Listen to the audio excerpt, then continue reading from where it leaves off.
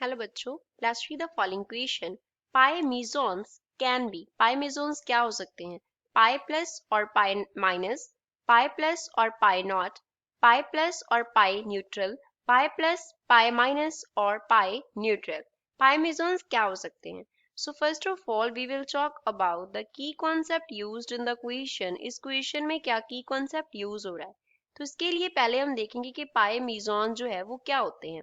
Pi मेसons, we know that nucleus का जो size है वो बहुत स्मॉल होता है। ये सपोज हमारे पास क्या हो गया, न्यूक्लियस हो गया। This here represents nucleus. तो न्यूक्लियस में क्या प्रेजेंट होता है? प्रोटॉन्स प्रेजेंट होते हैं एंड ऑल्सो न्यूक्लियस में न्यूट्रॉन्स जो है वो प्रेजेंट होते हैं।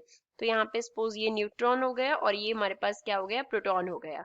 अब यहाँ पे P जो है ऐसे हमने रिप्रेजेंट किया, वो डिनोट करता है कि हम बात कर रहे हैं प्रोटॉन की, एंड एन जो है वो डिनोट कर रहा है कि हम बात कर रहे हैं न्यूट्रॉन की।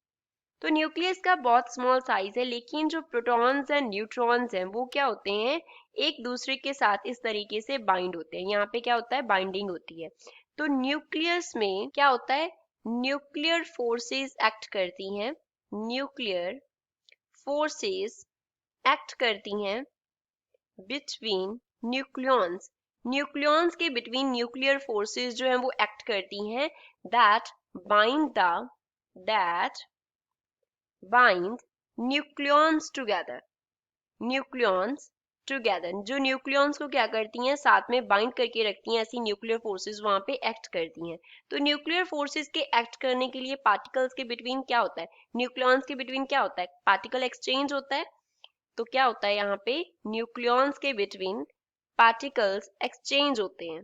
तो जो एक्सचेंज पार्टिकल है वो होता है हमारे पास पाई मेसन। अब क्वेश्चन में पूछा है कि पाई मेसन क्या हो सकता है, तो पाई मेसन जो है उसके ऊपर पॉजिटिव चार्ज भी होता है, पाई के ऊपर नेगेटिव चार्ज भी होता है, और पाई के ऊपर जीरो चार्ज भी होता है, मींस पाई न्यूट्रल भी एग्जिस्ट करता है। तो पाई मेसन जो है वो 3 टाइप का होता है, positive charge, negative charge and neutral. So D is the correct answer for the given question.